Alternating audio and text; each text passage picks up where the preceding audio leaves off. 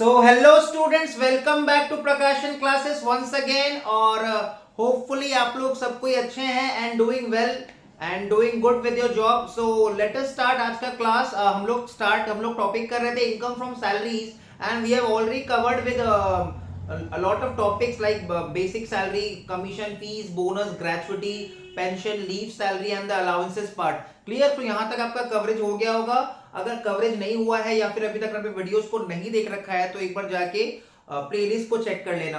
So let us start. आज का topic जो हम लोग करने वाले हैं बहुत ही ज्यादा इंपॉर्टेंट टॉपिक है, बहुत ही इंपॉर्टेंट टॉपिक है. परक्विजिट्स. परक्विजिट्स का मतलब क्या होता है? What do you mean by the term perquisites? Perquisites का मतलब, परक्विजिट्स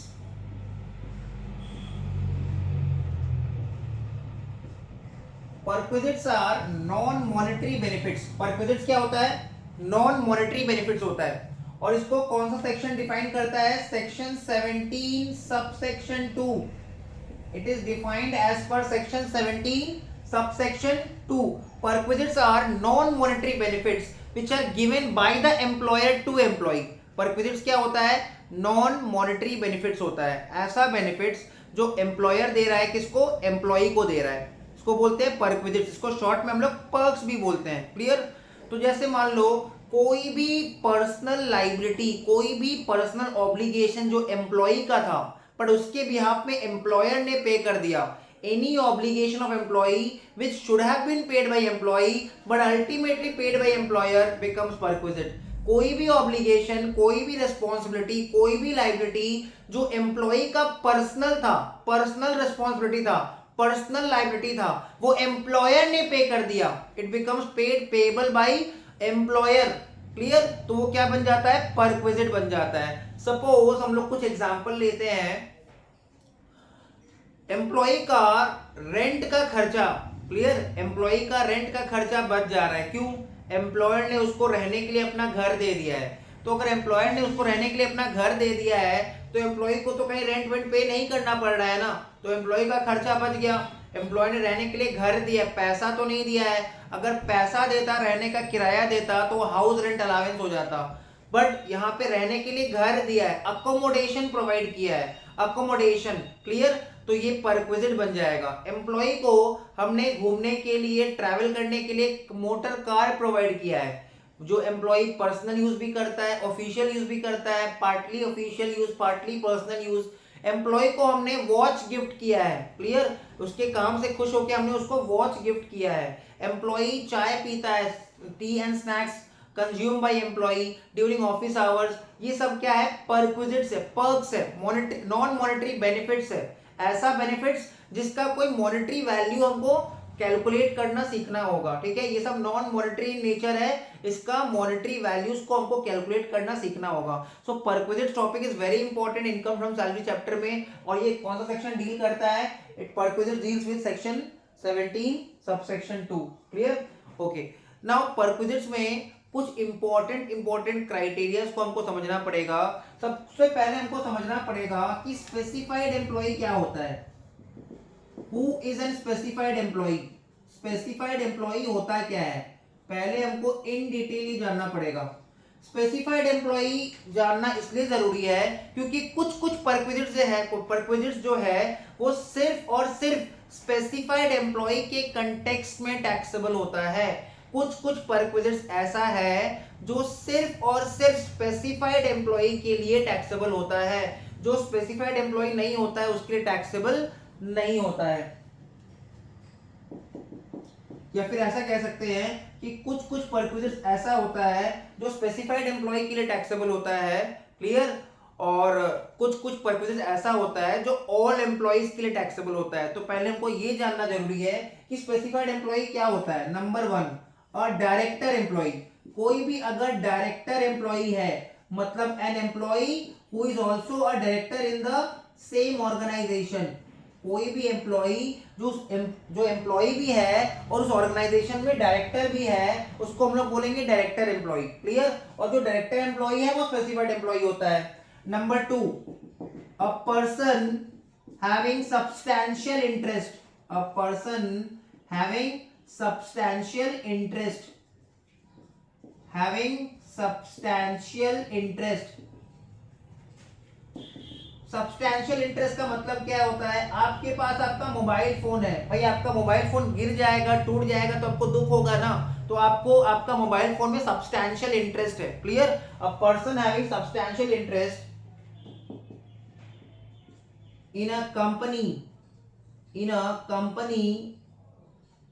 और ऑर्गेनाइजेशन, ठीक है, इन अ कंपनी और organisation having 20% or more voting rights, having 20% or more voting rights, having 20% और मोर वोटिंग राइट्स। तो क्या बोल रहा है, एक पर्सन जिसका सब्सटैंशियल इंटरेस्ट है, भाई अगर हमने किसी कंपनी में पैसा लगाया है तो उस कंपनी में हमारा 20% या फिर उससे ज्यादा वोटिंग राइट्स है, मतलब उस कंपनी का हमने बहुत ज्यादा ही शेयर्स खरीद रखा है, उस कंपनी में हमने पैसा इन्वेस्टमेंट किया है, तो उस कंपनी में हमारा क्या है, सब्सटैंशियल इंटरेस्ट है। उस कंपनी में हमारा क्या कहलाएगा, सब्सटैंशियल इंटरेस्ट है। तो भाई जिस कंपनी में हम पैसा लगाते हैं उस कंपनी का उतार चढ़ाव, प्रॉफिट लॉस से हमको बहुत फर्क पड़ता है। क्लियर? आज हमने रिलायंस इंडस्ट्री में पैसा लगाया है तो उसका प्रॉफिट या उसका लॉसेस से हम लोग को इफेक्ट पड़ेगा। हम लोग को खुशी होगा जब बिजनेस हाई में जाएगा, प्रॉफिट होगा, और जब बिजनेस का डी ग्रोथ होने लगेगा तो लॉसेस होने लगेगा तो हम लोग को उससे इफेक्ट पड़ेगा। क्लियर? सो एक डायरेक्टर एम्प्लॉय, स्पेसिफाइड एम्प्लॉय होता है, a person having substantial interest in a company having 20% और more voting rights. A person whose aggregate salary मतलब total salary exceeds ₹50,000 per annum. कोई भी एम्प्लॉय, कोई भी पर्सन जिसका एग्रीगेट सैलरी 50,000 से ज्यादा है, कोई भी पर्सन, कोई भी एम्प्लॉय जिसका एग्रीगेट सैलरी 50,000 से ज्यादा है तो वो स्पेसिफाइड एम्प्लॉय है। वाइल कैलकुलेटिंग दिस 50,000 का लिमिट, दो पी को अवॉइड करना है। पी से कोई अदर परक्विजिट का वैल्यू, कोई भी परक्विजिट का वैल्यू कंसीडर नहीं करना है वाइल कैलकुलेटिंग दिस 50,000 का लिमिट। एंड पी से प्रोविडेंट फंड, कोई भी तरह का प्रोविडेंट फंड का value, in fact interest on provident fund भी कंसीडर नहीं करना है। तो क्या क्या कंसीडर करना है, बेसिक सैलरी लेना है, बोनस लेना है, फीस लेना है, कमीशन लेना है, ऑल टैक्सेबल अलाउंसेस को लेना है, बट दो पी नहीं लेना है, पी से परक्विजिट एंड पी से provident fund and interest on PF, interest on provident fund. So specified employee क्या होता है, एक डायरेक्टर एम्प्लॉय है तो वो स्पेसिफाइड एम्प्लॉय है। अगर किसी भी पर्सन का सब्सटैंशियल इंटरेस्ट है किसी कंपनी में जिस जहां पे उसका 20% और मोर वोटिंग राइट्स है तो वो स्पेसिफाइड एम्प्लॉय है। और कोई भी पर्सन जिसका एग्रीगेट सैलरी, टोटल सैलरी 50,000 से ज्यादा है पूरा साल में तो वो स्पेसिफाइड एम्प्लॉय है। इसका मतलब majority of employees will be considered as specified employee. Clear? Majority of employees will be considered as specified employee. Moving on to our next topic. Our next topic is rent-free accommodation. Rent-free accommodation. Rent-free accommodation. RFA. Rent-free accommodation क्या होता है? Employer ने employ को रहने के लिए घर दिया है और उस घर के बदले कोई चार्जेस नहीं ले रहा है। एम्प्लॉयर ने एम्प्लॉय को रहने के लिए घर दिया है और उस घर के बदले कोई भी चार्जेस नहीं ले रहा है। So this becomes rent free accommodation. तो आरएफए मतलब रेंट फ्री अकोमोडेशन एक परक्विजिट है। कैसे परक्विजिट है? एम्प्लॉयर ने एम्प्लॉय को रहने के लिए घर का फैसिलिटी प्रोवाइड किया है, उसके बदले कोई चार्जेस नहीं ले रहा है और ना ही एम्प्लॉय को कोई मॉनेटरी बेनिफिट दे रहा है, कैश में पेमेंट कर रहा है, बस रहने के लिए घर दिया है। So this becomes a perquisite. Clear? Now perquisite value of rent free accommodation RFA कैसे कैलकुलेट करेंगे? परक्विजिट वैल्यू कैलकुलेट कैसे करेंगे? अगर कोई गवर्नमेंट एम्प्लॉय है, अगर कोई भी गवर्नमेंट एम्प्लॉय है, चाहे वो स्टेट गवर्नमेंट का एम्प्लॉय हो, ठीक है, या फिर सेंट्रल गवर्नमेंट का एम्प्लॉय हो, तो उसके लिए परक्विजिट वैल्यू ऑफ आरएफए हो जाएगा लाइसेंस फी या फिर फेयर रेंट, लाइसेंस फी या फिर फेयर रेंट। अगर कोई गवर्नमेंट एम्प्लॉय है तो उसके लिए परक्विजिट वैल्यू ऑफ आरएफए हो जाएगा लाइसेंस फी या फिर फेयर रेंट। और अगर कोई नॉन गवर्नमेंट एम्प्लॉय है, और अगर कोई नॉन गवर्नमेंट एम्प्लॉय है तो हमको चेक करना पड़ेगा एम्प्लॉयर ने उसको अकोमोडेशन मतलब जो रहने का जगह है वो कहां पे दिया है। If accommodation is provided in residence, अगर रहने के लिए जगह घर में दिया है, clear, if accommodation is provided in residence का मतलब रहने के लिए जगह घर में दिया है। If accommodation is provided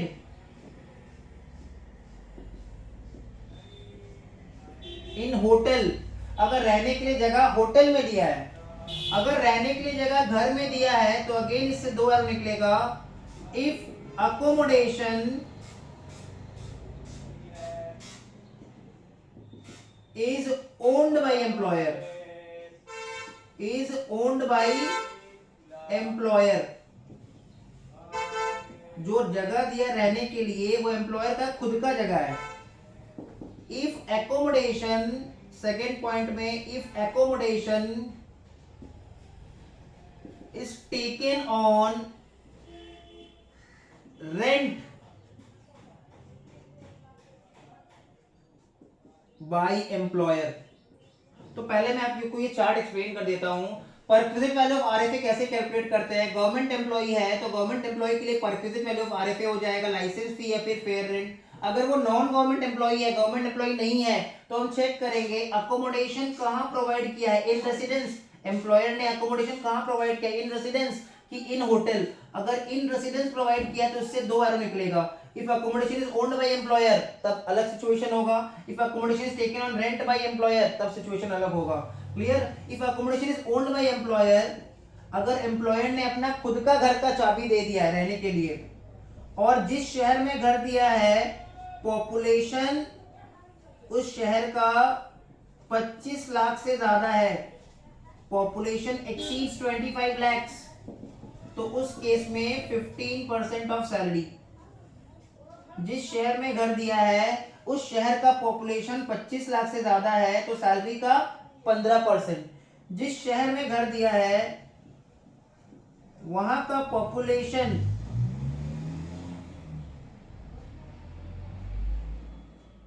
10 lakh से ज्यादा है, population exceeds 10 lakhs। Clear.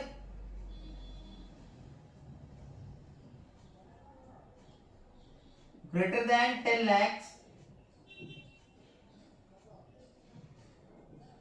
exceeds 10 lakhs but up to 25 lakhs। जिस शहर में रहने के लिए घर दिया है उस शहर का पॉपुलेशन अगर 10 लाख से ज्यादा है बट 25 लाख से कम है तो 10% ऑफ सैलरी, सैलरी का 10%। और जिस शहर में घर दिया है वहां का पॉपुलेशन अप टू 10 lakhs है, उस शहर का पॉपुलेशन अप टू 10 lakhs है तो 7.5% ऑफ सैलरी, 7.5% ऑफ सैलरी। जिस शहर में अगर एम्प्लॉयर ने खुद का घर का चाबी दिया, अकोमोडेशन ओन्ड बाय एम्प्लॉयर, तो चेक करेंगे जिस शहर में घर दिया है उस शहर का पॉपुलेशन, सपोज कोलकाता, कोलकाता में रहने के लिए अपना घर दिया है तो कोलकाता का पॉपुलेशन 25 लाख से ज्यादा है तो सैलरी का 15%। जिस शहर में घर दिया अगर वहां का पॉपुलेशन 10 लाख से ज्यादा है बट 25 लाख तक है तो सैलरी का 10%। और जिस शहर में घर दिया अगर वहां का पॉपुलेशन 10 लाख तक है तो सैलरी का 7.5%। If accommodation is taken on rent by employer, अगर एम्प्लॉयर ने अकोमोडेशन भाड़ा पे लेके दिया है, खुद का घर नहीं था फिर भी अकोमोडेशन भाड़ा पे लेके दिया है, then least of the following will be taxable. Rent paid oblique payable by employer, rent paid oblique payable by employer. अगर एम्प्लॉयर ने घर भाड़ा पे लेके दिया है तो उस केस में रेंट पेड और पेएबल बाय एम्प्लॉयर, मतलब जितना रेंट एम्प्लॉयर ने पे किया वो, या फिर जितना उसको पेमेंट कर देना चाहिए था वो। सपोज पूरा साल का 12 महीने का रेंट में 10 महीने का रेंट पेड है, फिर भी हम लोग रेंट पेड नहीं लेंगे, रेंट पेएबल लेंगे, दैट इज 12 मंथ्स का फिगर लेंगे, पूरा साल का रेंट लेंगे। रेंट पेड और पेएबल बाय एम्प्लॉयर, या फिर सैलरी का 15%, या फिर सैलरी का 15% of salary, whichever is lower, whichever is lower। तो एक बार फिर से बता दे रहे हैं परक्विजिट वैल्यू ऑफ आरएफए में कैसे निकालते हैं। गवर्नमेंट एम्प्लॉय है तो उसके लिए परक्विजिट वैल्यू ऑफ आरएफए होगा लाइसेंस फी या फिर फेयर रेंट। गवर्नमेंट एम्प्लॉय जिस घर में रहता है उस घर का जो परक्विजिट वैल्यू होता है उसको हम लोग बोलते हैं लाइसेंस फी या फिर फेयर रेंट। अगर नॉन गवर्नमेंट एम्प्लॉय है तो accommodation is provided in residence और इन होटल। चेक करो, अगर accommodation is provided in residence, घर में रहने का जगह दिया है, खुद का घर का चाबी दे दिया है, तो चेक करो जिस शहर में घर दिया है उस शहर का पॉपुलेशन 25 लाख से ज्यादा है तो सैलरी का 15%। जिस शहर में घर दिया है उस शहर का पॉपुलेशन 10 लाख से ज्यादा है बट 25 लाख तक है तो सैलरी का 10%। और जिस शहर में घर दिया उस शहर का पॉपुलेशन 10 लाख तक है तो सैलरी का 7.5%। अगर एम्प्लॉयर ने घर भाड़ा पे लेके दिया है तो least of the following will be perquisite value, rent paid और पेएबल बाय एम्प्लॉयर या फिर सैलरी का 15%। अगर अकोमोडेशन होटल में दिया है then least of the following, अगर एम्प्लॉयर ने अकोमोडेशन होटल में दिया है then least of the following। Point number 1, 24% of salary, 24% of salary. Point number 2, hotel charges, hotel charges. Accommodation अगर होटल में रहने के लिए दिया है तो पॉइंट नंबर 1 सैलरी का 24%, point number 2 hotel charges, which ever is lower. Clear, which ever is lower.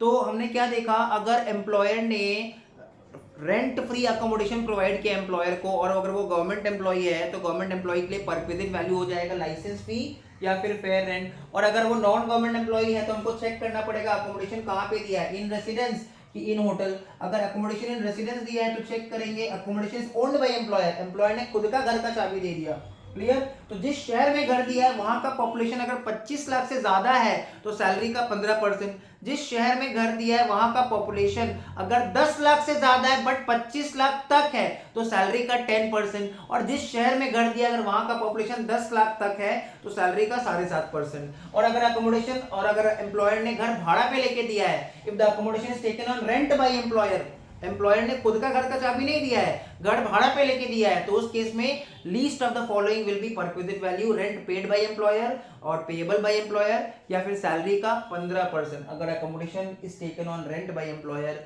Employer ने घर भाड़ा पे लेके दिया है, then least of the following lower of the two will be perquisite value, rent paid और payable by employer या फिर सैलरी का 15%। अगर अकोमोडेशन जो है एम्प्लॉयर ने प्रोवाइड किया इन होटल, घर रहने के लिए घर नहीं दिया, होटल में रहने का व्यवस्था करवा दिया है, तो उस केस में सैलरी का 24% और hotel charges which ever is lower. In all the above cases meaning of salary में याद रखना है, परक्विजिट का मीनिंग ऑफ सैलरी में हमको सब ले लेना है, सब कुछ ले लेना है। हमको बेसिक सैलरी लेना है, हमको डियरनेस अलाउंस उतना ही लेना है जितना फॉर्मिंग पार्ट है, basic salary plus DA forming part of salary plus commission plus bonus plus fees, सब कुछ ले लेना है, plus all other taxable allowances, all other taxable allowances and considering uncommuted pension as well, considering uncommuted pension as well। but कोई भी तरह का retirement benefit जैसे लीव सैलरी, ग्रेचुइटी,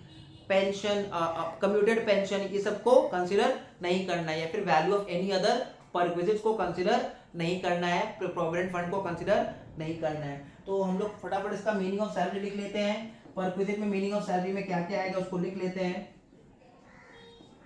परक्विजिट में आरएफए के लिए मीनिंग ऑफ सैलरी में, RFA के लिए जो मीनिंग ऑफ सैलरी है उसमें बेसिक आ जाएगा, डीए आ जाएगा, फॉर्मिंग पार्ट जितना फॉर्मिंग पार्ट ऑफ सैलरी है, प्लस बोनस आ जाएगा, प्लस फीस आ जाएगा इसमें, प्लस कमीशन आ जाएगा, प्लस अनकम्यूटेड पेंशन भी इसमें आ जाएगा। अनकम्यूटेड पेंशन का मतलब होता है मंथली पेंशन, प्लस इसमें ऑल अदर टैक्सेबल अलाउंसेस आएगा।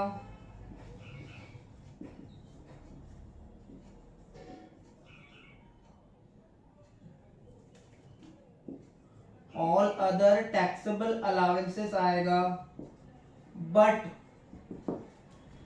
Excluding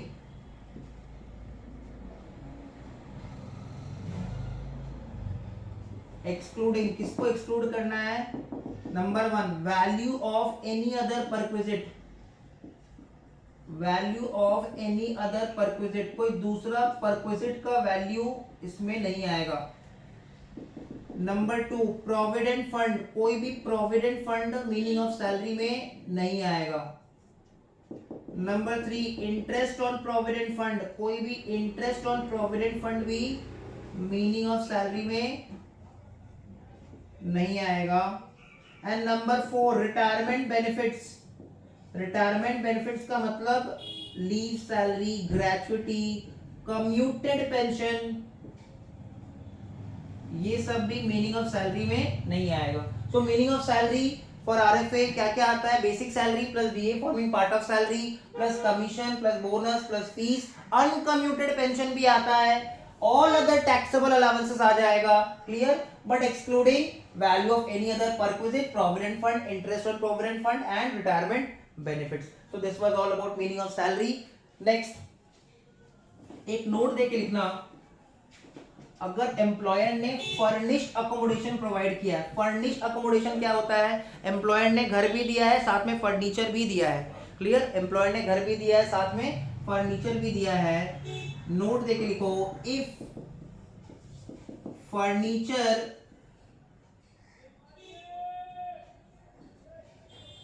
if employer provides own furniture, अगर एम्प्लॉयर ने अपना फर्नीचर, खुद का फर्नीचर खरीद के दिया है, then 10% per annum of cost of furniture, then 10% per annum of cost of furniture, or if furniture is taken on rent by employer, then higher charges,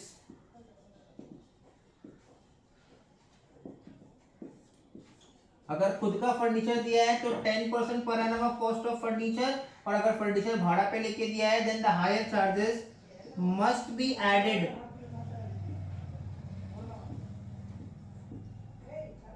while must be added for computing perquisite value of RFA। इसका मतलब क्या है? अगर employer ने खुद का furniture provide किया है, ठीक है, एम्प्लॉयर ने घर भी दिया है, फर्नीचर भी दिया है, और खुद का फर्नीचर दिया है, तो फर्नीचर का कॉस्ट का 10% घर का वैल्यू के साथ ऐड कर देंगे। और अगर एम्प्लॉयर ने फर्नीचर भाड़ा पे लेके दिया है then the hire charges of such furniture shall be added to the perquisite value of RFA. So this was all about RFA rent free accommodation. Last point पर फिर से बता दे रहे हैं, अगर एम्प्लॉयर ने खुद का फर्नीचर प्रोवाइड किया है तो फर्नीचर का कॉस्ट का जो 10% होगा पर एनम वो घर का वैल्यू के साथ ऐड हो जाएगा। और अगर एम्प्लॉयर ने फर्नीचर भाड़ा पे लेके दिया है then the hire charges, furniture का जो भाड़ा लग रहा है, जो रेंटल वैल्यू लग रहा है, वो ऐड हो जाएगा। So this was all about RFA। मिलते हैं आपसे नेक्स्ट वीडियो में, टिल देन बाय बाय।